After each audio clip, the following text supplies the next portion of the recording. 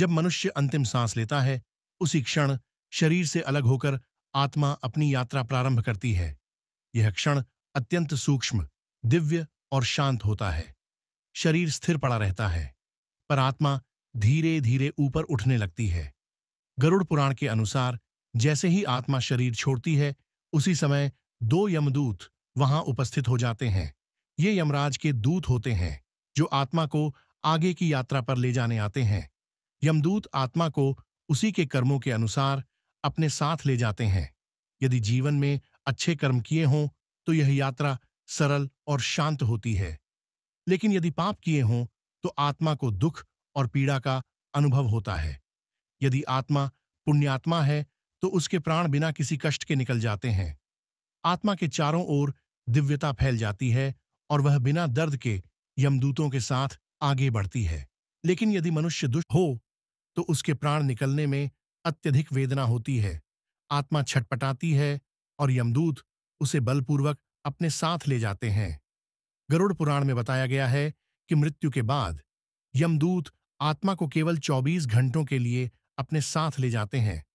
इन 24 घंटों में आत्मा को अपने पूरे जीवन के पाप और पुण्य दिखाए जाते हैं। कौन सा कर्म उसे आगे किस मार्ग पर ले जाएगा, यह उसी को समझाया जाता है। इन 24 घंटों के बाद आत्मा को उसी घर वापस ले जाया जाता है, जहां उसने शरीर त्यागा था। वह अपने परिवारजनों को रोते बिलखते देखती है, पर कुछ कर नहीं सकती। कहा गया है कि आत्मा 13 दिनों तक अपने घर में ही रहती है। वह अपने अपनों को देखती है, उनके दुख को महसूस करती है और किए जा रहे संस्कारों को भी समझती है।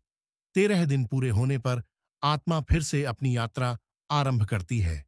यमदूत उसे यमलोक के मार्ग पर आगे ले जाते हैं। यह मार्ग आत्मा के कर्मों के अनुसार ही बदलता है। मार्ग है अर्ची मार्ग। यह मार्ग केवल अत्यंत पुण्यात्माओं को मिलता है। यह मार्ग प्रकाश से बना होता है और आत्मा को देवलोक या ब्रह्मलोक तक पहुंचाता है। दूसरा मार्ग है धूम मार्ग। यह धुएं जैसा धुंधला पथ है, जो आत्मा को पितृलोक की ओर ले जाता है, जहां पूर्वज निवास करते हैं। और तीसरा मार्ग है उत्पत्ति विनाश मार्ग। यह अंधकार, आग और कष्ट से भरा हुआ मार्ग है। इस पर वही आत्माएं भेजी जाती हैं, जिन्होंने जीवन में पाप और अधर्म किए हों। इसी मार्ग से होकर आत्मा नरक की यात्रा करती है। अगर मेरी मेहनत अच्छी लगी, तो लाइक करें, सब्सक्राइब करें और कमेंट जरूर करें।